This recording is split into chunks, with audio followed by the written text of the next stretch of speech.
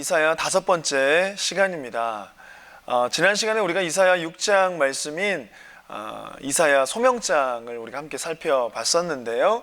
오늘 이 시간에는 이사야 2장과 9장, 11장 이렇게 3장의 말씀을 살펴보도록 하겠습니다. 오늘의 말씀의 제목은 평화의 왕국입니다. 하나님께서 말씀하고 싶은 것, 이게 2장과 9장, 11장의 말씀을 통해 이야기할 것인데, 이것이야말로 오늘 함께 나누고자 하는 이 2장과 9장과 11장의 말씀이야말로 하나님의 궁극적인 목적이며 하나님의 뜻인 거죠. 우리 함께 살펴보겠습니다. 2장의 내용, 2장의 제목은 저는 보습과 낫의 나라라고 제목을 지었는데요. 이사야의 전반부 1장부터 39장까지 이 말씀의 대부분은요, 정의와 공의의 열매를 맺지 않는 유다의 이 말 재앙과 심판의 선포의 말씀이 1장과 39장 안에 가득 메어져 있습니다. 그러나 이 심판 후의 회복과 새로운 시대에 대한 말씀들도 번갈아 가면서 선포되고 있다는 사실을 우리는 알아야 되는 거죠. 그 말씀이 오늘 보는 이 말씀 2장과 9장 11장의 말씀인 것입니다. 이사야 2장과 2장 1절과 이사야 1장 1절 말씀은요, 거의 같은 내용인데요. 2장 1절은 이렇습니다. 아모스의 아들 이사야가 받은 바 유다와 예루살렘에 관한 말씀이라. 1장 1절입니다. 유다 왕 우시야와 요담과 아하스와 히스기야 시대의 아모스의 아들 이사야가 유다와 예루살렘에 관하여 본 계시라. 둘 다 유다와 예루살렘에 관한 말씀, 관하여 본 계시라고 얘기를 하죠. 1장 1절, 2장 2절은 거의 동일한 이야기를 하고 있습니다. 그런데 동일한 것을 이야기하는 것 같고 동일한 것을 보고 계시하고 말하는 것 같은데 내용이 달라요. 1장의 내용과 2장의 내용이 전혀 다릅니다. 1장의 내용은 그 유다 백성들의 현재 상태와 죄악을 다룬 것이라면 2장의 모습은 이제 새롭게 임할, 그들에게 임할 새로운 미래를 다루고 있다는 거예요. 희망적이죠? 소망이 있는 거죠. 1장에서는 하나님께서 심판자로, 재판관으로 또 서셔서 재판의 현장처럼 유다 백성들을 고발하고 계셨던 거였습니다. 그들의 죄악을 낱낱이 드러내고 있던 장면이 1장의 내용이었습니다. 그런데 이제 2장에 가서는 하나님께서 그러한 유다 백성이 있음에도 불구하고 하나님의 하시는 평화의 왕국, 하나님께서 만들어 가실 평화의 왕국, 그거를 내가 도래하게 할 것이다 라고 하는 이 새로운 메시지, 새로운 미래에 대한 메시지가 2장에 담겨져 있습니다. 그러면 2장 2절, 그러다 보니까 2장 2절 말씀에 이렇게 되어 있죠. 말이래 여호와의 전에 산이 모든 산꼭대기에 곧게 설 것이요 모든 작은 산 위에 뛰어나리니 만방이 그리로 모여들 것이라. 여기에서 표현되어져 있는 이 말일이라고 하는 것이 히브리어는 베아 하리트 하야맘이라고 해요. 하야밈이라고 합니다. 이것의 뜻은 하나님의 구원이 시작되는 때, 이스라엘이 온전히 회복되는 때, 그러니까 말일에라고 할 때 이 이사야에 나오는 말일 아니면 그날 뭐 이런 표현이 나올 때마다 우리가 생각해야 되는 한 가지는 뭐냐면 평화의 왕국, 하나님께서 유다 백성에게 이스라엘 백성 이 땅에 임하게 하실 평화의 왕국의 도래, 그 날이구나, 이걸 기억하시면 됩니다. 그래서 말이래라고 하는 것은 하나님의 구원이 시작되는 때, 이스라엘이 온전히 회복되어지는 때, 이걸 말하는 것이지요. 그건 거의 시온 사상과 같은 의미가 되겠습니다. 시온이라고 하는 것, 제가 어떤 뜻이라고 말씀드렸었죠? 시온이라고 하는 것은 하나님이 이스라엘 백성들 가운데 기대하는 너는 딸 시온이다 라고 말하면서, 딸이라는 것 아직 그들을 버리지 않았다, 자녀에서 아버지가 자녀를 아직 버리지 않은 것을 표현하면서 시온이다 라고 하는 것은 궁극적으로 회복되어질 그 나라, 이거에 대한 상징이라고 말씀드렸었죠. 그러니까 이 말이래 라고 하면 나오면 하나님께서 이스라엘을 온전하게 회복되어지는 그때, 그때를 말합니다. 그래서 말일은 어떤 종말, 심판이 임하는 종말, 이사야에서 심판이 임하는 종말도 맞지만 여기에서 표현하는 것은 더 선명하게 표현되어지는 것은 평화의 왕국, 하나님께서 가망이 없는 유다 백성, 이스라엘 백성들 가운데에 하나님의 일하심으로 말미암아 도래하게 될 평화의 그 왕국. 근데 그것을 표현하는 게 말이래라고 하는 것이에요. 그래서 이게 참으로 이 말씀을 읽는 유다 백성들도 또한 이 말씀을 읽는 우리에게도 소망이 되어지는 말씀이 말이래라고 하는 표현이 되겠습니다. 우리 다시 한번 2장 2절 말씀을 보면요, 마지막에 그렇게 되어 있지요. 만방이 그리로 모여들 것이라 라고 되어 있습니다. 만방이 모여드는 곳에서 무엇을 듣게 되는가? 말일에 여호와의 산에 꼭대기에 여호와의 산이 굳게 설 것인데 만방이 그리로 다 모여들게 될 것이라고 합니다. 어떤 내용을 들을까요? 3절 말씀입니다. 많은 백성이 가며 이르기를 오라 우리가 여호와의 산에 오르며 야곱의 하나님의 전에 이르자 그가 그의 길을 우리에게 가르치실 것이라 우리가 그 길로 행하리라 하리니 이는 율법이 시온에서부터 나올 것이요 여호와의 말씀이 예루살렘으로부터 나올 것입니다. 여기에 보면 그가 그의 길을 우리에게 가르치실 것이라. 자, 여호와의 산이 말일에 여호와의 산이 높이 꼭대기에 설 것입니다. 그러면 만방이 그리로 몰려들 것이에요. 무엇 때문에요? 그가 그의 길을 우리에게 가르치시기 때문입니다. 자, 이 가르침을 왜 이 중요한 부분으로 제가 다루고 있냐면 이 가르침이 회복이기 때문에 그래요. 하나님께서 이 가르치시는 게 무슨 길인가? 그게 바로 구원과 회복의 길을 가르쳐 주실 것이기 때문이라는 거죠. 만방이 그리로 몰려드는 이유는 구원의 길을 알려주시고 회복의 길을 알려주시기 때문에 그걸 듣기 위하여 몰려드는 것이지요. 자, 이걸 봤을 때 열방이 여호와의 전의 산에 있는 그 예루살렘으로 향하는 까닭은 그곳에서 나오는 율법, 그죠? 그리고 그것에서부터 나오는 여호와의 말씀, 이것이 나오기 때문에 몰려드는 거예요. 그래서 후반절에 이는 율법이 시온에서부터 나올 것이요 여호와의 말씀이 예루살렘으로부터 나올 것입니다. 할렐루야. 그래서 시온으로 흘러온 열방들은 여호와가 가르치실 그 길을 기대하고 그 길로 내가 가겠습니다 다짐하는 것이 이 말씀입니다. 그러면 구체적으로 그 모여든 시온, 그 모여든 예루살렘, 그곳에선 어떤 일이 일어나는가? 그게 4절 말씀인데요. 그가 열방 사이에 판단하시며 많은 백성을 판결하시리니 무리가 그들의 칼을 쳐서 보습을 만들고 그들의 창을 쳐서 낫을 만들 것이며 이 나라와 저 나라가 다시는 칼을 들고 서로 치지 아니하며 다시는 전쟁을 연습하지 아니하리라. 여호와가 지금 산 높이 꼭대기 여호와의 산이 꼭대기에 서서 모든 만방이 그리로 몰려들게 되고 그때에 여호와께서 구원의 길과 회복의 길을 가르쳐 주십니다. 그리고 그곳에 모여든 자들이 여호와의 율법과 말씀을 들으며 서 있는 그 자리에 하나님께서 열방 사이에 판단하시며 백성을 판결하십니다. 자, 이거는 심판의 무서움의 표현도 있지만 판결하여 선과 악을 나누는 양면의 모습이 다 있는 거죠. 악이면 심판이지만 선이면 상급인 것이에요. 악이면 지옥불로 떨어지는 것이지만 불태워지는 것이지만 선이면 영광 가운데 빛으로 드러나는 것입니다. 이 판결되어진다, 판단한다라고 하는 건 우리에게 저주가 임한다, 재앙이 임한다라는 것은 한쪽 면만을 말하는 것이고요. 판단되어지고 심판되어질 때에는 반드시 선과 악에 대한 구분. 그래서 여기에서 말하는 이 4절에서 말하는 이 판단과 판결은 지금 소망의 메시지, 계속해서 2장은 소망의 메시지라고 말씀드렸죠.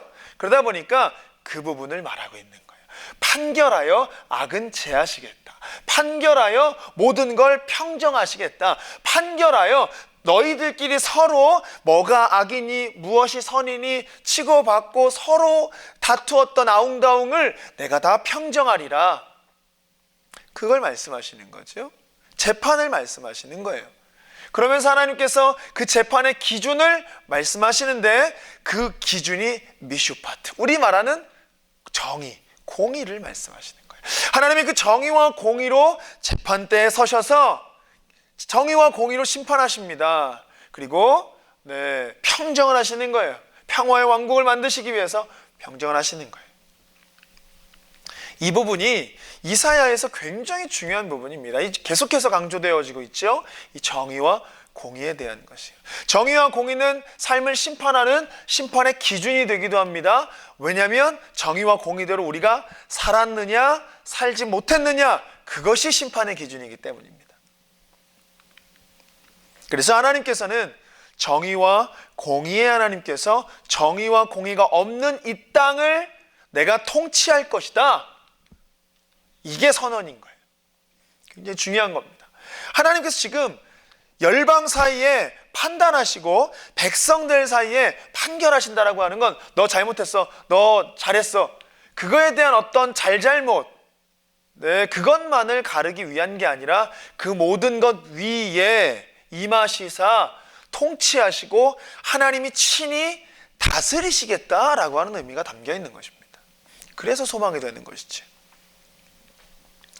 그래서 하나님께서 통치하시면 어떤 일이 일어나는가? 그게 이제 후반절의 말씀인데요. 칼을 쳐서 보습을 만들고 창을 쳐서 낫을 만들 것이며 칼을 들고 서로 치지 아니하며 전쟁을 연습하지 아니하리라.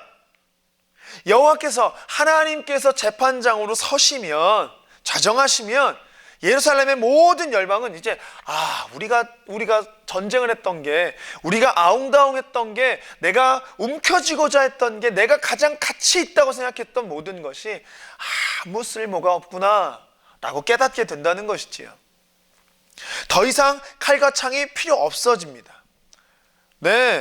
그래서 보습과 낫으로 만드는 거예요. 다 쳐서, 칼과 창을 다 쳐서 보습과 낫으로 만드는 거예요. 농기구로 바꾼다는 거예요. 더 이상 싸울 필요가 없다는 거예요. 그래서 평화의 왕국이 된 곳에서 농사하며 서로 평화를 나누며 그렇게 그 자유를, 화평을 누리겠다라는 것이지. 그게 하나님의 다스림과 하나님의 통치가 있는 나라의 특징입니다. 전쟁이 없습니다. 하나님이 다스리시니 전쟁이 없습니다. 평화를 누리면 되는 것입니다. 하나님의 재판으로 말미암아 이제 열방 가운데에 평화의 세상, 칼과 창이 없는 세상, 전쟁이 사라진 세상, 그리고 이러한 판결의 근거는 바로 계속해서 얘기하는 시온에서부터 흘러나오는 여호와의 율법과 여호와의 말씀이 근거가 되는 것입니다. 여호와께서 왕으로 좌정하시면, 우리가 이제 1장에서 계속 얘기했던 그 억울함들 있었잖아요. 그게 무엇이냐면 고아와 과부의 억울함들. 그렇죠. 그 소리에 이사야가 귀 기울이고 선포했었죠. 제사를 드리러 오는 사람들, 제물을 드리러 오는 사람들, 그 사람들 하나님이 제사 받지 않겠다, 제물 받지 않겠다 하셨어요. 왜요? 손에 피를 묻히고 왔기 때문에요. 삶에서 정의와 공의가 실현되지 않는 삶을 살면서 너희가 나에게 제사한다, 더럽다, 가증하다 말씀하셨었어요. 그런데 지금 그 모든 것을 하나님이 이젠 다 너희 안에 정의와 공의가 실현되지 않는 걸 내가 알고 내가 친히 이 땅을 다스리리라, 내가 친히 이 땅을 통치하리라. 하나님께서 왕으로 좌정하시면 그 모든 정의와 공의가 회복되어진다라는 것을 말씀하시는 겁니다.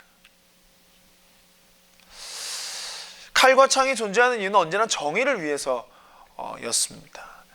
억울함을 풀기 위해서 이걸 칼과 창을 드는 거예요. 무력을 행사하는 거예요. 억울하니까 무력을 행사했던 겁니다. 칼과 창은 어떤 어려움이나 모든 것을 더 제압하고 더 진압하는 게 칼과 창, 전쟁이었어요. 그러나 하나님의 통치, 이 율법, 말씀, 여호와의 말씀, 토라, 이게 선포되어지면 더 이상 칼과 창은 필요 없게 되는 것이에요. 그래서 예루살렘과 시온은요, 무엇보다 여호와의 말씀, 이 율법이 선포되어지는 곳, 그래서 이 시온에 대한 이 이사야의 생각, 사상이 바로 이것입니다. 시온 온전한 회복, 여호와의 말씀이 선포되어지며 토라 율법이 선포되어지며, 그래서 그로 말미암아 하나님의 통치가 일어나는 어느 때, 하나님의 통치가 일어나는 어느 장소, 하나님의 통치가 일어나는 곳, 네, 그것을 시온이다 말씀하시는 거죠. 이사야에서 굉장히 중요한 이 시온 사상, 그것을 지금 다루고 있는 것입니다. 그래서 궁극적으로 열방은 예루살렘으로 나와 토라와 여호와의 말씀을 배울 것이고, 그 길 안에서 우리를 인도하시는, 어디로 가야 될지 알려주시는, 구원과 회복의 길을 가르쳐 주시는 그 하나님을 만나게 되는 것이죠. 이게 하나님의 회복의 방법인 것입니다. 그러면서 5절에 보면 야곱 족속아 오라 우리가 여호와의 빛에 행하자. 이 여호와의 빛을 말하는데, 사실 이 여호와의 빛이 여호와의 길, 토라를, 율법을, 하나님의 말씀을 말하는 것이죠. 그러니까 빛을 행하자라고 하는 것은, 우리가 주님 말씀하신, 우리가 높은 산, 여호와의 전 산, 그곳에 다 모든 백성들이, 만백성들이 몰려들어서 하나님께 그 말씀을 듣고, 우리를 가르치시는 구원의 길과 회복의 길의 말씀을 듣고 우리가 빛을 행하자. 그 말은 그 말씀을 따라 삶을 살아가자. 주의 말씀을 따라 살아가자. 여호와의 토라, 율법, 여호와의 말씀을 따라가는 삶을 살자. 지켜 행하는 삶을 살아가자. 순종하며 여호와의 말씀을 받고 보냄받은 사명자의 삶을 살아가자 라고 말하는 장면인 것입니다. 그러면서 시온에서, 예루살렘에서 율법과 말씀이 선포되는 것의 의미는 두 가지인 것인데요. 먼저는 예루살렘이 여호와의 토라를 따라 빛 가운데 살아가야 하는 그것을 말하고 있고요. 그때 비로소 열방이 여호와의 토라로 인해 예루살렘으로 나오고, 또 여호와의 통치가 온 세상에 임하게 되는 것입니다.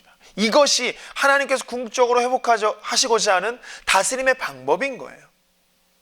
그러니까 열방이 여호와에게 가서, 열방이 그 예루살렘 성전에 모여서, 열방이 시온산에 모여서 여호와의 말씀을 듣고 여호와의 통치가 온 열방에게 먼저 들려지고, 그리고 열방이 일어나 빛을 행할 그때에, 말씀을 들은 열방으로 말미암아 온 세상이 하나님의 통치가 임한다라는 것이죠. 그게 궁극적인 하나님의 방법이라는 거예요. 그러므로 이 예루살렘, 시온은 여호와의 통치를 먼저 보여주는 증명을 해야 되는 것입니다. 그러니까 우리가 예루살렘으로, 우리가 시온으로 회복되어져야 된다라고 한다는 것은, 나의 삶이 먼저 주의 말씀을 따라 행하는 삶으로 변화되어져야 된다는 거죠. 그렇게 되어질 때에, 그렇게 변화되어진 나의 삶을 통해서 여호와의 빛을 행하는 나를 통해 온 땅이, 온 세상이, 하나님을 알지 못하는 자들도 하나님을 알게 되어지는 통치가 일어난다는 것입니다. 이게 우리를 하나님이 부르신 이유이시고, 우리를 사명자의 자리로 세우시는 이유라는 거예요. 만약에 하나님께서 믿음의 사람들, 믿는 자들의 삶의 목적이 구원이라고 하신다면, 그냥 뭐 단순히 천국 가는 구원 이렇게 표현을 할게요. 구원이니까 좀 포괄적이니까, 천국 가는 구원, 그러니까 이 땅이 아니라 내세를 위한 구원, 천국 가는 구원이 하나님이 우리를 구원하시는 목적이었다면요, 우리가 더 이상 죄를 짓지 않도록, 우리가 예수님, 내가 이제 예수님 영접합니다, 영접하는 순간 데려가시는 게 더 좋으실 수도 있을 것 같아요. 근데 그게 아닙니다. 그게 아니라 이 땅 가운데서 구원받은 자로 어떻게 살아야 하는가? 여호와의 빛을 바라는 삶을 사는 거예요. 그게 하나님이 우리를 부르신, 또한 보내신 이유인 거예요. 구원받은 자로 사는 삶, 이게 중요합니다. 왜냐하면 구원받은 자로 삶을 살아갈 때에 그들로 말미암아 구원자로 살아가는 삶을 통하여서 빛이 드러나게 되고, 그걸 통하여서 온 땅에 여호와의 통치가 일어나기 때문인 거예요. 그것이 하나님의 궁극적인 이 땅을 회복하는, 다스리시는, 통치하시는 방법이신 겁니다. 이 내용을 잘 기억하셔야 뒷부분에서 또 함께 이야기되어지는 걸 이해하실 수 있는데, 다윗에 대한 이야기가 나중에 나오니까 이 부분을 잘 기억하시고 뒷부분을 함께 들으시면 좋겠습니다. 이것이 시온사상인 거죠. 방금 이야기한 이것이 시온사상이에요. 하나님의 방법이고 이것이 하나님의 계획인 것입니다. 이제 우리가 이제 2장 말씀 보고, 자, 이제 9장의 말씀으로 가서 평화의 왕국, 보습과 낫의 나라를 만들기 위해 하나님의 계획, 그게 무엇인지 우리가 9장의 말씀을 가서 함께 살펴보겠습니다. 9장의 내용은 제가 한 아기가 우리에게 낳고 라고 제목을 정했어요. 이 보습과 낫의 나라, 평화의 왕국을 만들기 위한 하나님의 계획이 무엇이신가, 그게 9장에 나와 있는데, 이사야가 6장 말씀 가운데에서, 소명장 말씀 가운데에서 여호와를 바라보며, 하나님을 바라보며 왕으로 고백을 하셨잖아요. 왕으로 고백했잖아요. 이 왕이신 여호와, 이사야에 무엇을 말하냐? 사실은 이 부분을 이야기하고 있습니다. 여호와를 대신하여 그의 통치를 실현하는 어떤 존재에 대한 예언이에요.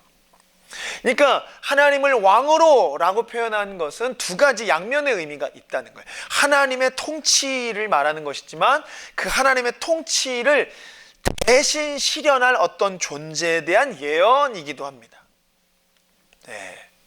그거는 궁극적으로 예수 그리스도를 말하는 것이지만요, 그 시대마다 그 예언들을 이루는, 이 하나님의 통치에 대한 예언들을 이루는 시대마다의 사람들이 세워졌었어요.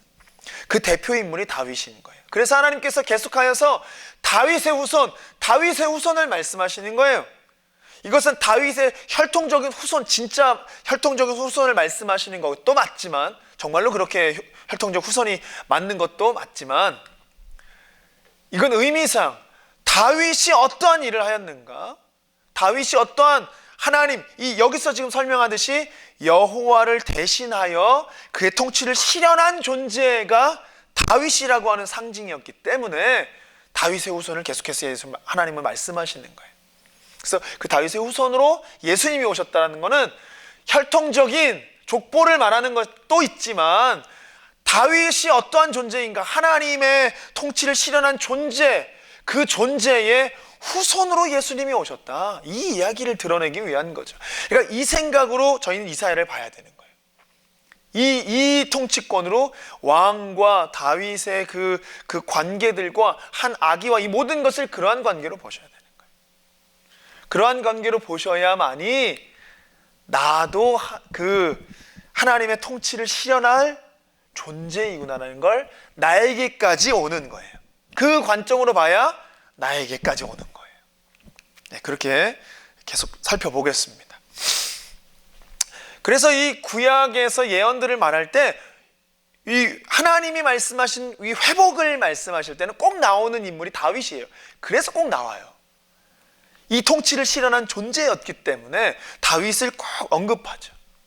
다윗 왕조, 혈통적 왕조만을 말하는 것이 아니라 다윗이라고 하는 존재가 하나님의 통치를 실현한 그 존재였기 때문에 회복의 상징으로 다윗을 말합니다. 시온을 회복의 상징으로 말하는 것처럼, 남은 자를 그런 사상으로 말하는 것처럼, 하나님의 은혜로 말하는 것처럼 다윗을 그런 회복의 상징으로 말하고 있는 거죠.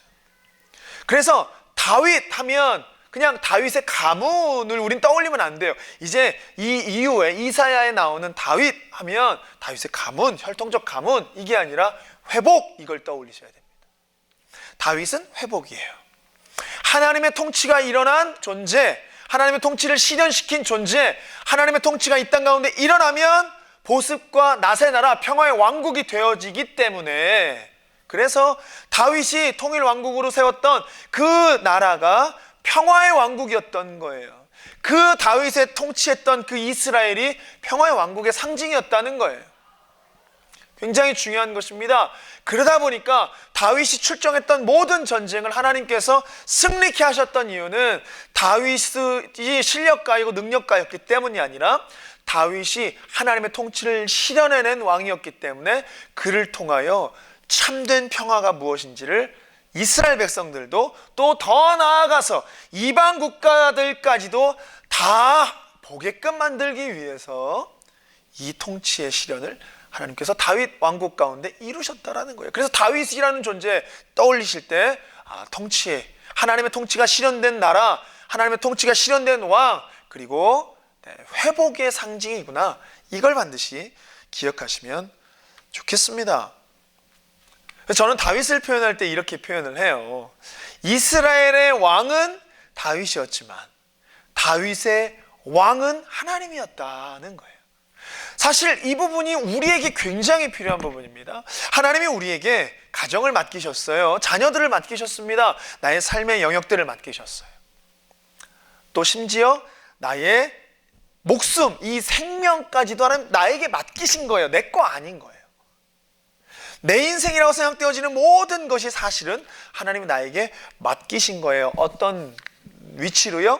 통치권 갖고 네가 다스려 봐라 라고 하는, 이스라엘의 통치권 왕으로 다윗을 삼으셨던 것과 같이 나의 인생, 나의 삶, 나의 생명, 나의 자녀, 나의 가정, 나의 남편, 나의 모든 것까지도, 나의 배우자, 모든 것까지도 하나님이 맡겨주신 거예요. 통치권을 주신 거지요. 그런데 중요한 고백입니다. 나의 왕은 하나님이십니다. 그때 비로소 하나님의 통치가 나에게 임하고, 그것으로 말미암아 내가 통치하는 모든 영역, 다윗에게는 이스라엘이니까요, 내가 통치하는 모든 영역 가운데 평화의 왕국, 보습과 낫의 나라, 하나님이 통치하시는 나로 말미암아 통치되어지는 나의 영역엔 평화의 왕국이 임한다는 거예요. 우린 지금 이 사연을 보면서 그것을 중요하게 봐야 되는 것입니다. 왜 우리가 말씀 따라 살아야 됩니까? 왜 우리가 날마다 나를 쳐 복종시켜야 되며, 왜 내가 날마다 십자가의 길을 가야 됩니까? 왜 내가 날마다 주의 말씀 따라서 그렇게 무릎 꿇고 살아야 합니까? 이 부분 때문인 거예요. 나를 쳐 복종시켜 내가 하나님의 통치를 받는 존재가 되어야만이, 나를 쳐 복종시켜 내 안에 나로 살지 아니하고 예수 그리스도로 사는 삶이 되어야만이 내가 다스리는 영역이 평화의 왕국이 될 수 있기 때문인 거예요. 하나님이 친히 통치하실 수 있기 때문인 거예요. 내 생각과 내 방법과 내 뜻으로 하나님의 통치를 막는 게 아니라 나를 쳐 복종시키고 내가 온전히 하나님의 통치로 다스려지는 그때에 하나님의 통치가 내 영역 가운데 흘러간다는 것이지.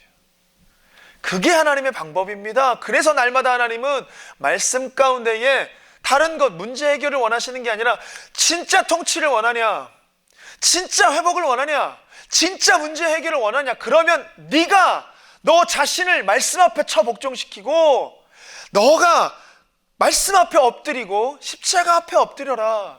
처절하게 너와의 싸움 가운데서 몸부림쳐라 말씀하시는 거예요. 진짜 회복은 나를 쳐 복종할 때에 하나님에게서 흘러가는 통치가 진정한 회복이기 때문에 그렇습니다.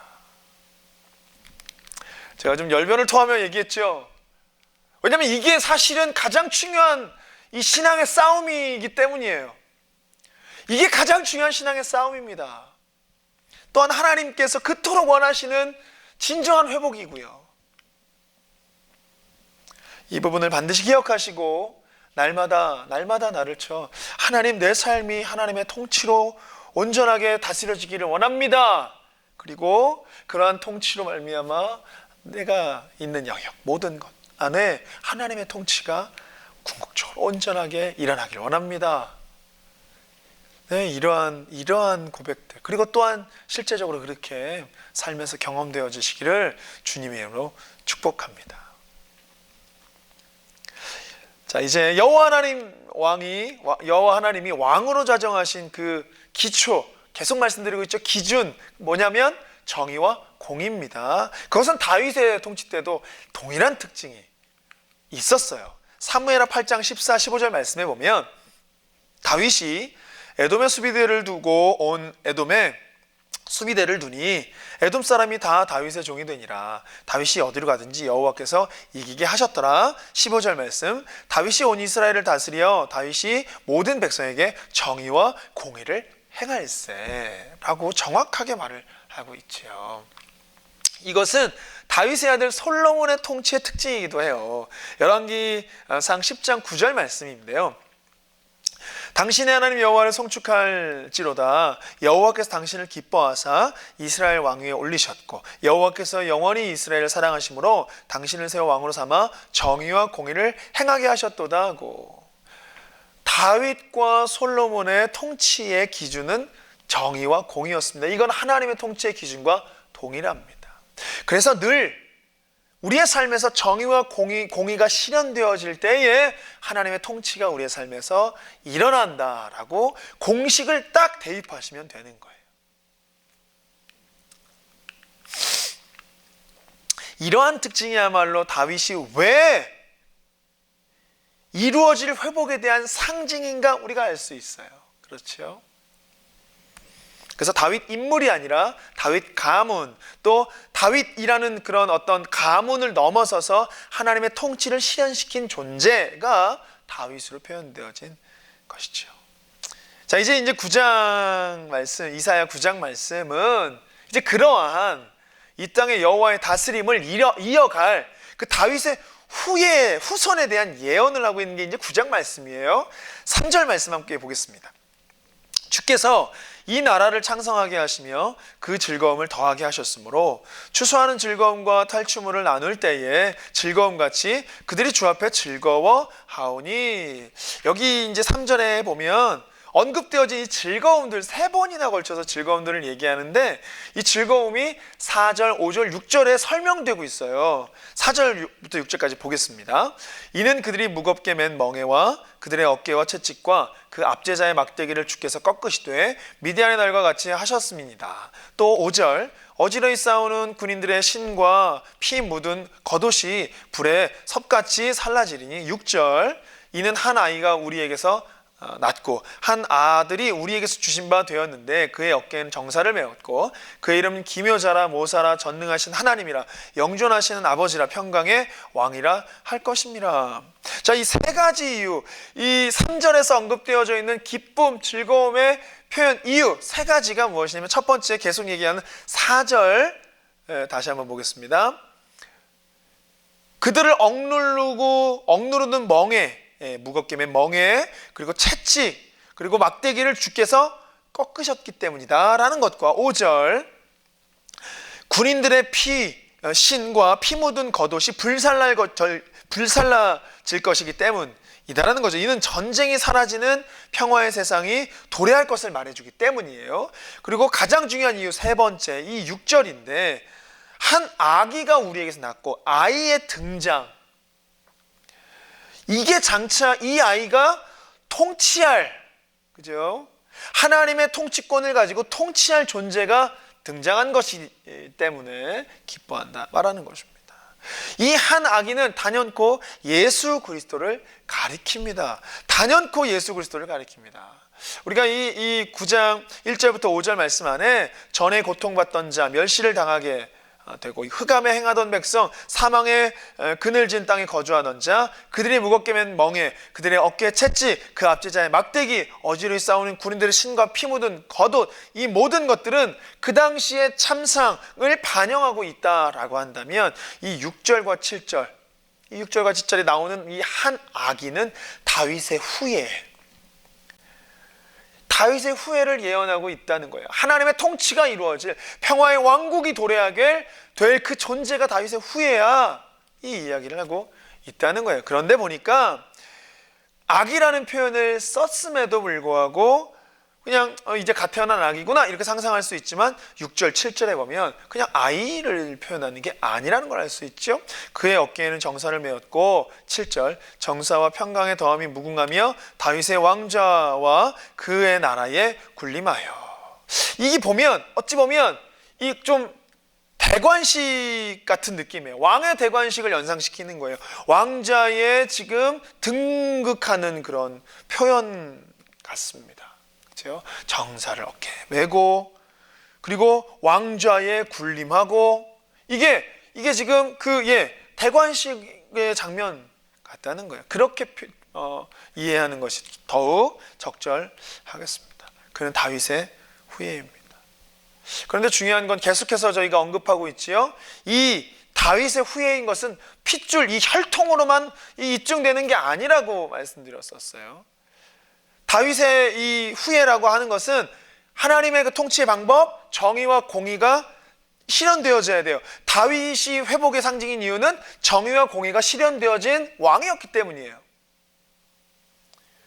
그래서 이 다윗의 후예 역시도 정의와 공의가 실현된 그 나라를 보존해야 되고 실현시켜야 되는 것입니다. 그게 기준이었습니다. 그렇게 되어질 때에 이거는 그냥 다윗의 후예의 나라가 아니라 정의와 공의가 실현되어진 나라는 하나님의 통치가 임하는 나라이기 때문에 그게 더욱 중요한 것이죠. 그래서 7절 말씀에 보면 그 정사와 평강이 더하면 무궁하며 또 다윗의 왕자와 그의 나라에 군림하여 그 나라를 굳게 세우고 지금 이후로 영원히 정의와 공의로 그것을 보존하실 것이라. 만군의 여호와 열심히 이를 이루시리라 라고 이야기하세요. 이 단락의 마지막은 이 모든 것을 가능하게 하시는 것은 사실은 만군의 여호와의 열심 때문이다 라고 전하고 있죠. 네, 굉장히 중요한 겁니다. 이사야서에서 다윗에 대한 이 강조는요, 다윗이라고 하는 인간 왕, 그 다윗이라고 하는 가문, 그것에 대한 강조가 아닙니다.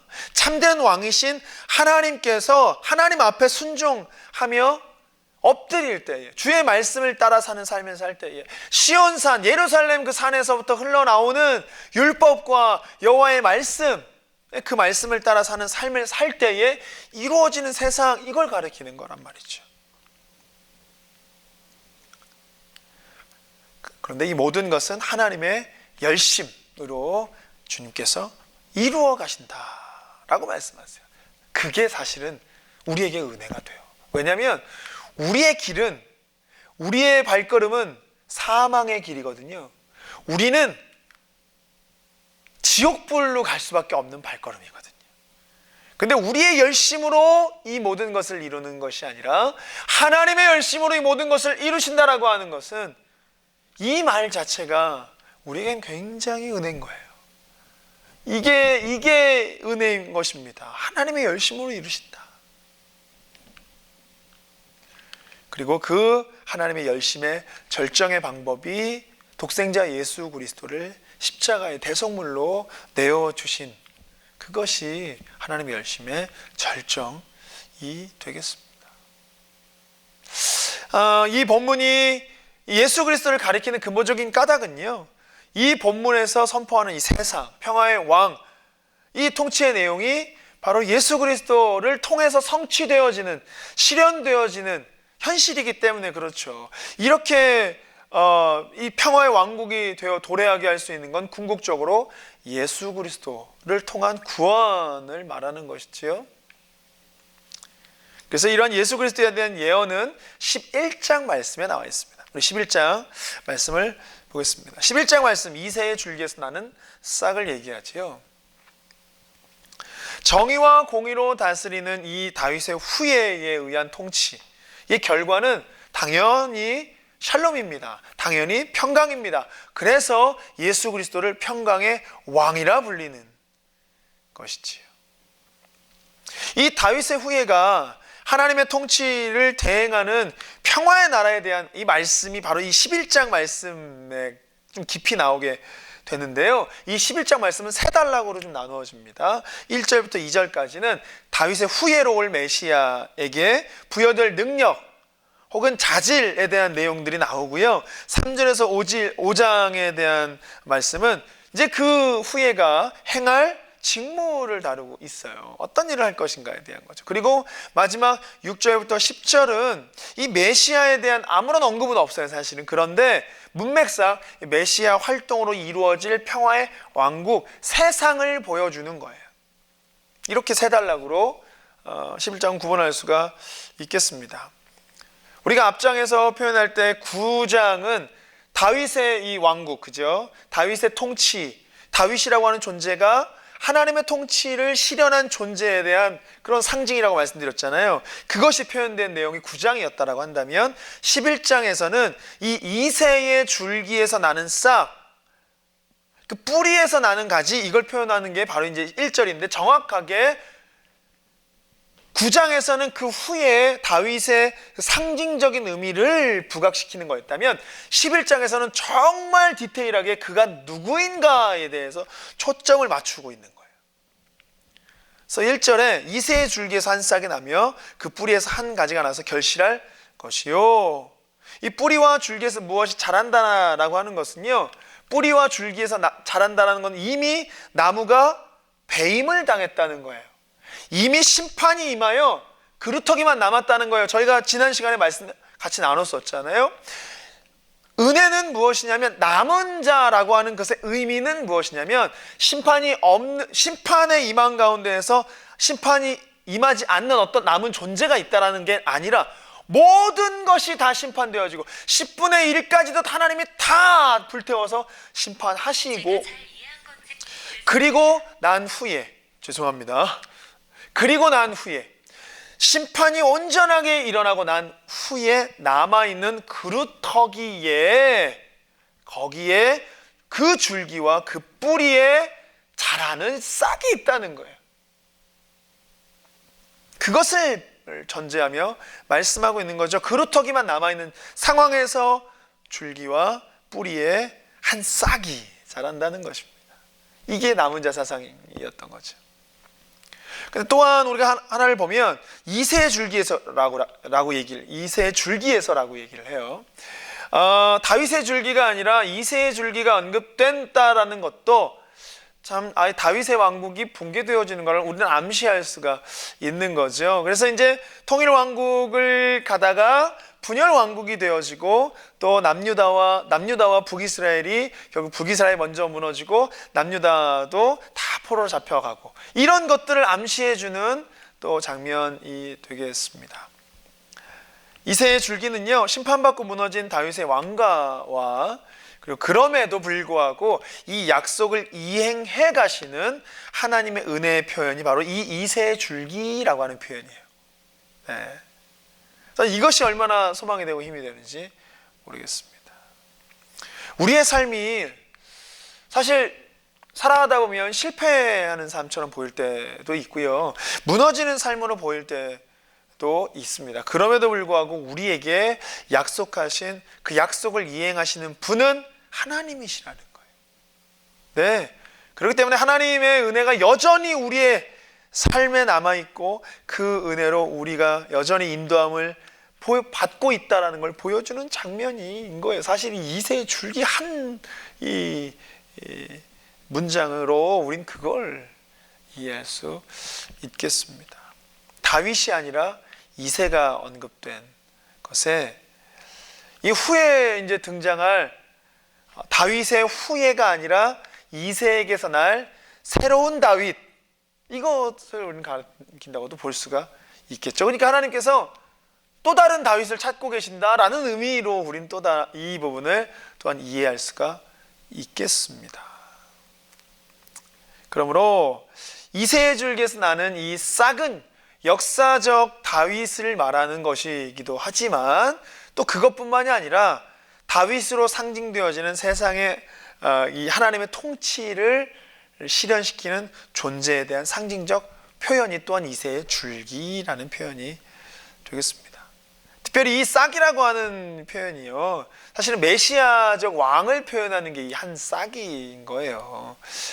스가랴 3장 8절 말씀에 보면 또 동일한 이야기가 나오는데, 대제사장 여호수아야, 너와 내 앞에 앉은 내 동료들은 내 말을 들을 것이니라. 이들의 예표의 사람들이라. 내가 내 종 싹을 나게 하리라. 여기에서 말하는 내 종 싹, 이것도 동일한 의미이고요. 또한 이사야 53장 2절 말씀에도 그는 주 앞에서 자라나기를 연한 순 같고 라고 얘기를 하죠.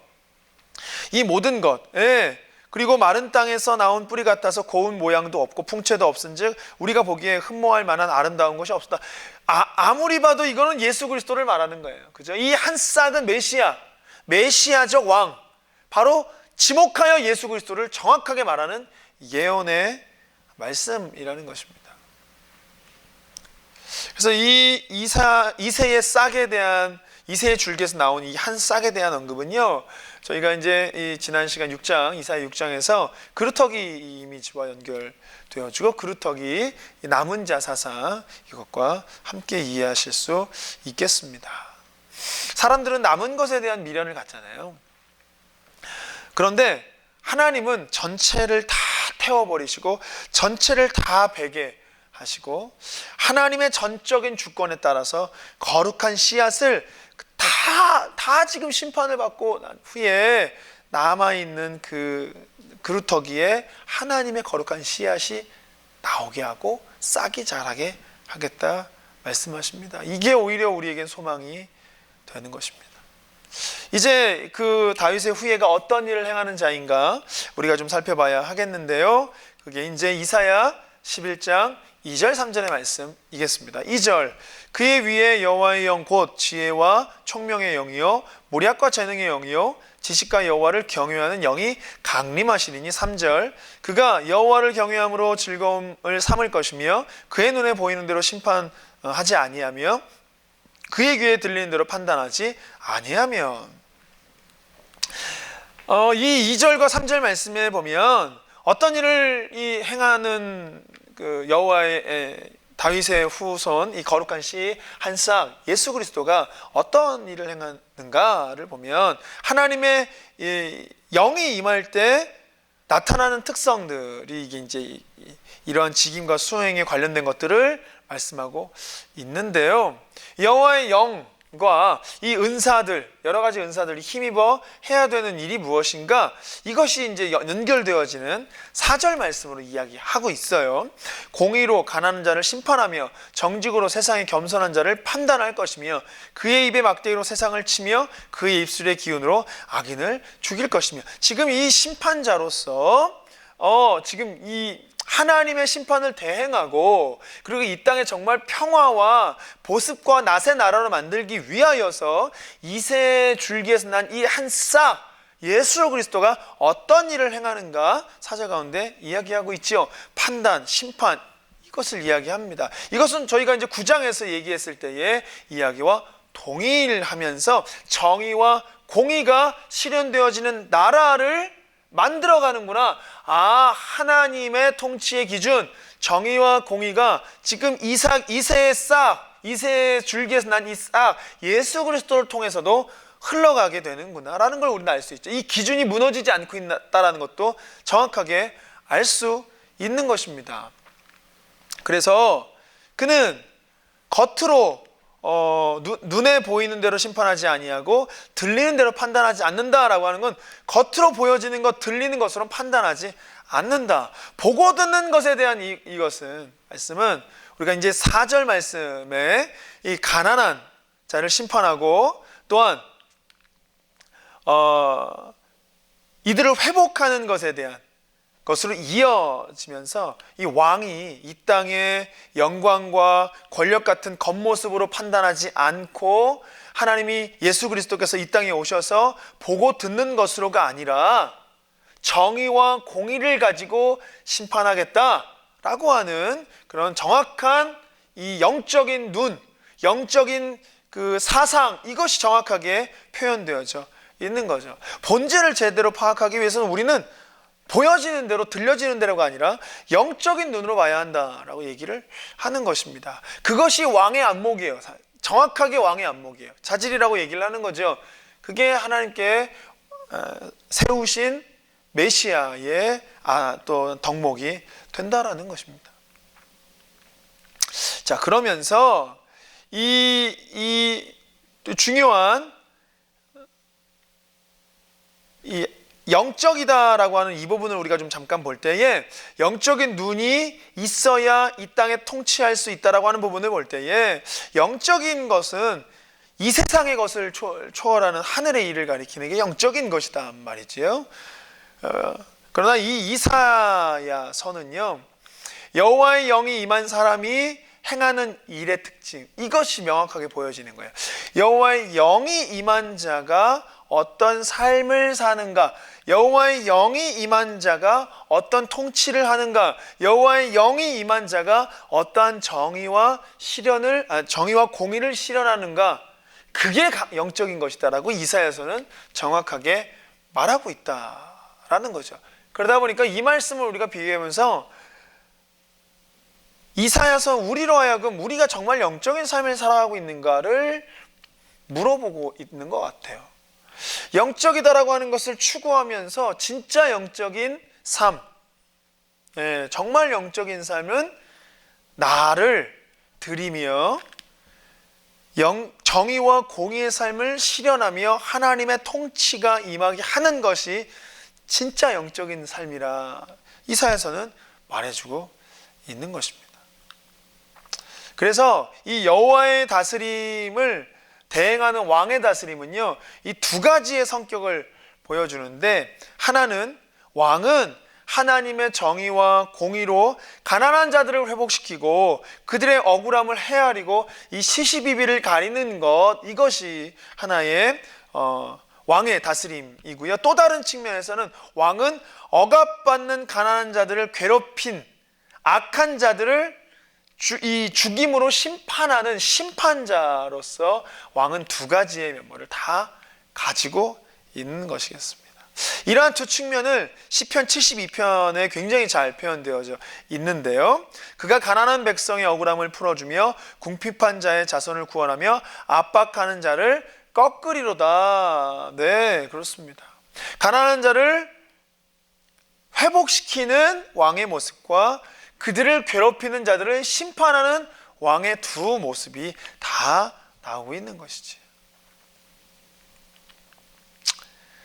자, 이제 다시 돌아가 이사야 11장 5절 말씀으로 가면, 공의로 그의 허리띠를 삼으며 성실로 그의 몸의 띠를 삼으리라. 자, 이 말씀은 왕이 공의로 그리고 정의로 성실을 가지고 이 땅을 통치하고 다스리겠다라고 하는 것입니다. 이게 굉장히 중요한 다윗의 후손, 메시아 예수 그리스도의 가장 중요한 사명인 거예요. 이사야가 말하는 메시아의 가장 중요한 사명이 바로 이 부분인 거예요. 이런 점에서 우리가 이제 이 11장은요, 하나님이 이스라엘에게 원하시는 열매를 다룬 이 5장의 포도원의 노래와 굉장히 일맥상통하고 있습니다. 우리의 삶에 영적인 것만을 바라보고 사는 삶이 아니라 진짜 영적인 것이 이 땅 가운데 이루어지기 위해서 정의와 공의가 실현되어지는 삶, 그걸 통해서 나타나는 열매, 이것이 5장의 포도원의 노래와 연결되어진 일맥상통한 부분이라고 말할 수 있겠습니다. 모든 이스라엘 백성들은 하나님의 이 정의와 공의의 이 열매를 맺어야 했지만 그러지 못했습니다. 그러나 이제 앞으로 등장할 새로운 다윗, 이 새로운 다윗은 하나님의 정의를 이 땅 위에 구현할 것입니다. 그게 바로 예수 그리스도의 구원 사역인 것이죠. 어떠한 이 다윗의 새로운 다윗의 후손이 하나님의 정의를 이 땅 가운데 실현하면 이 땅은 어떻게 변하게 되어질까? 이것이 이사야 11장 6절과 9절에 나오는 말씀이에요. 이 본문은 너무나 우리가 너무나 잘 아는 말씀이지요. 네, 7절 말씀으로 함께 보겠습니다. 암소와 곰이 함께 먹으며 그것들의 새끼가 함께 엎드리며 사자가 소처럼 풀을 먹을 것이며. 지금 여기서 보면 이 이리와 어린 양이 함께 뛰어노는 이러한 세상, 새로운 다윗인 이 메시아를 통해서 이 땅에 하나님의 정의와 공의, 통치가 실현되어지면 어떠한 세상이 되는가? 이러한 세상이 된다는 거예요. 이리와 어린 양이 함께 뛰어놀고 암소와 곰이 함께 먹고, 근데 그것들의 새끼가 함께 엎드려지며 사자가 소처럼 풀을 뜯어먹는 일들이 일어난다는 것이죠. 더 이상의 약육강식이 없다는 것이죠. 평화와 평화만이 공존되어지는 나라가 된다라는 것이죠. 어떻게 이런 일이 일어나냐? 7절에 여기 사자가 소처럼 풀을 먹기 때문인 거예요. 자, 이 말은 뭐냐면 다윗의 나라에서 사자가 육식을 하지 않고 소처럼 풀을 먹는다라고 하는 것은 피 흘림이 없어진다라는 뜻인 거예요. 피 흘려지는 이 전쟁의 일들이 없어진다라는 뜻을 말하는 거예요. 이것이 창조 질서의 회복을 말합니다. 에덴 동산에 있을 때에 아담과 하와는 모든 동물들과 평화를 누리며 살았어요. 거기에는 약육강식의 피 흘림이 있었던 곳이 아니었습니다. 근데 죄로 말미암아 이제 약육강식이 생겨나게 되고 서로 물고 뜯고 죽이고 죽임을 당하고 피를 흘리는 일들이 생겨난 거죠. 그래서 이 사자가 소처럼 풀을 뜯어먹는다라고 하는 건 에덴의 회복, 창조 질서의 회복을 말하는 거예요. 그러니 궁극적으로 이 땅에 예수님께서 이 하나님의 이 통치를 실현시키는 그때에 창조의 질서가 회복되어진다, 이거를 말하는 것이죠. 그래서 죄로 인해서 깨어졌던 이 창조 질서가 예수 그리스도로 말미암아 회복되어지면 8절, 젖 먹는 아이가 독사의 구멍에서 장난하며 젖된 어린아이가 독사의 굴에 손을 넣어도 평화가 있다는 거예요. 피 흘림이 없다는 거예요. 서로 물고 뜯는 일이 없다는 거예요. 공존되어지는 창조의 질서의 회복을 말하고 있습니다. 새로운 다윗의 나라는요, 서로 해치지 않는 나라인 거예요. 약육강식의 원리가 사라지는 세상입니다. 이리와 어린아이가 함께 뛰어노는 세상입니다. 곰과 또 곰의 새끼와 암소의 새끼가 함께 자라고 눕는 여호와의 세상이 여호와를 아는 지식으로 충만한 세상이 이 바로 새로운 다윗, 예수 그리스도의 통치가 일어나는 세상이라는 거예요. 결론적으로 이사야서는요, 이 이사야의 예언은 종말론 사상입니다. 종말론적인 사상이에요. 왜냐하면 이 이사야의 예언은요, 인류의 어떤 최후의 그 날을 말하기 때문만이 아니에요. 그 날도 말하긴 하지만 그것만을 말하는 것 때문이 아니라 하나님의 최종적 행하심, 하나님의 궁극적인 목적, 이 땅을 통치하시며 다스리시는 하나님의 최종적인 행하심이 드러나기 때문에 종말론적이라는 거예요. 그래서 이 종말론적이다라는 걸 잘 이해하셔야 됩니다. 이단이 자꾸 종말에 대한 이야기를 하니까 우리도 종말에 대한 이야기를 하는 걸 굉장히 깊이 하게 되어지는데, 저는 진정한 그리스도인이고 참된 하나님을 사랑하는 자라면 예수님의 다시 오심에 대한 것을 늘 마음에 품는 이 종말론의 사상을 늘 갖고 살아야 진정한 그리스도인이라고 저는 믿습니다. 그래서 이 종말론적이라는 것을 우리가 좀 잘 이해할 필요가 있다는 거예요. 종말론은요, 미래에 대한 일을 말하는 게 아닌 겁니다. 이것을 오해하시면 안 됩니다. 종말론은요, 미래를 맞추는 그런 이론이 아닌 거예요. 미래가 어떠할 것인가, 이걸 추궁하는 게 종말론이 아니라는 거예요. 요한계시록도 그걸 말하고 있지만 그걸 드러내기 위해서 요한계시록이 존재하는 게 아니라는 것이에요. 중요한 것은 하나님이 주실 새 날, 하나님께서 궁극적으로 통치하실 새 나라, 평화의 왕국, 하나님의 통치가 일어나는 그 날, 그걸 말하기 위한 것이에요. 그걸 말하기 위한 것입니다. 그래서 종말론은 하나님을 기대하고 하나님이 주실 새 날을 기대하는 것이 종말론이지요, 미래 때 어떤 일이 일어나는데 그걸 말하는 게 종말의 날이 아닙니다. 그러니까 종말은 결국 하나님을 기대하는 거예요. 하나님을 기대하는 겁니다. 그래서 예수님이 다시 오심을 기다리는 거예요. 마라나타, 주 예수여 어서 오시옵소서, 그걸 기다리는 거예요. 하나님을 소망하는 겁니다. 미래에 어떤 일이 일어난가, 그건 우리랑은 상관이 없는 거예요. 왜냐하면 예수님께서 정확하게 그때와 시는 아버지만 아신다. 예수님도 다 아셨지만 말씀하지 않으셨어요. 하나님만 아신다 라고 얘기했기 때문입니다.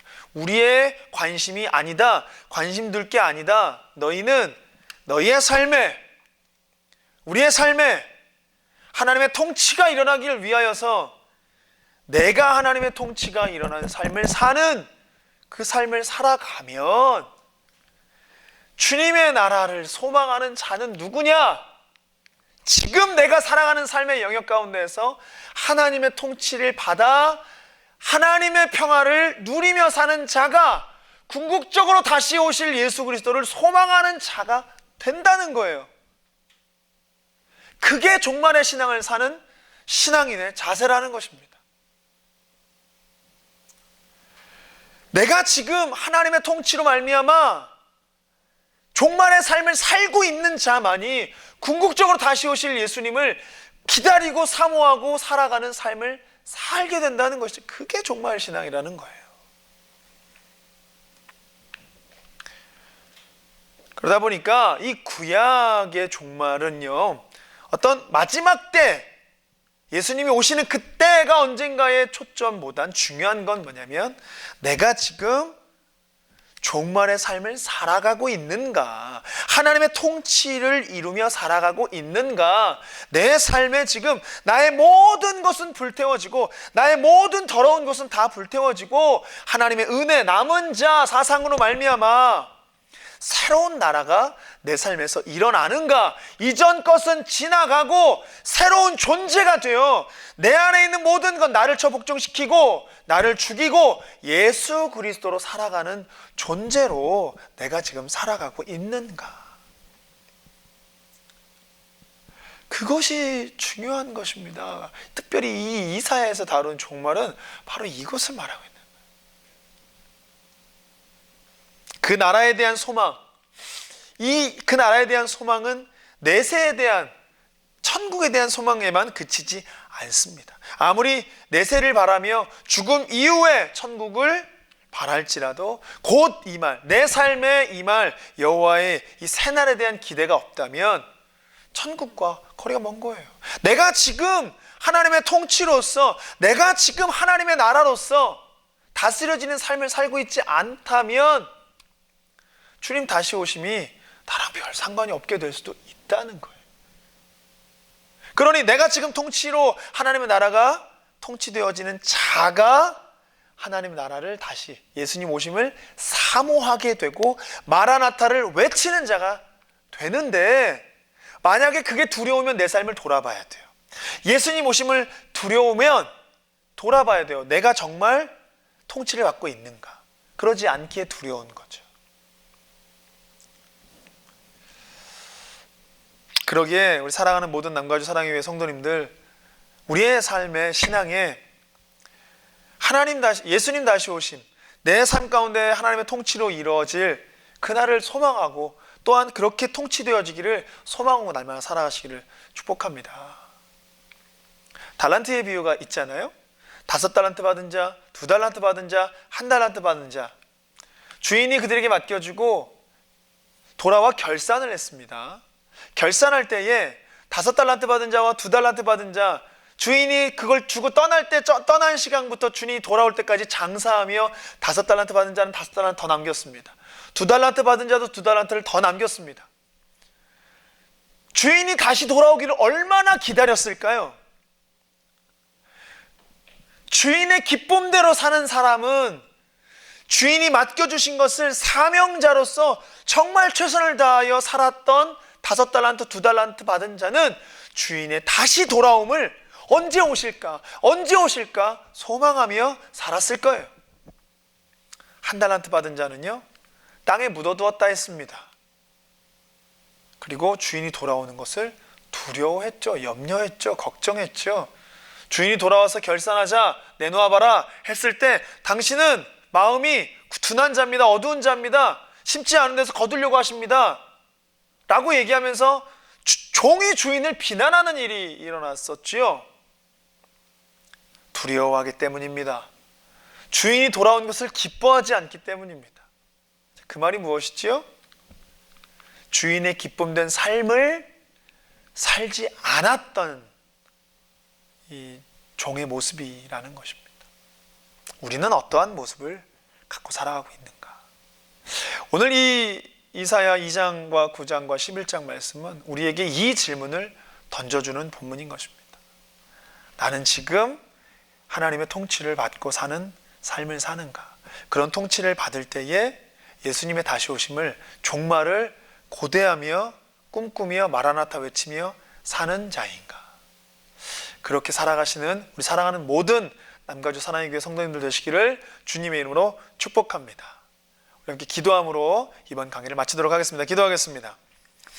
하나님, 그렇습니다. 우리가 함께 오늘 이사야 2장과 9장과 11장의 말씀을 보면서 결론적으로 주님께서 우리의 삶을 다스리시고 통치하기를 원하시는데, 그러기 위한 하나님의 열심, 그러기 위한 하나님의 그 궁극적인 목적, 예수 그리스도를 통하여서 우리의 삶이 온전하게 다스려지는 삶.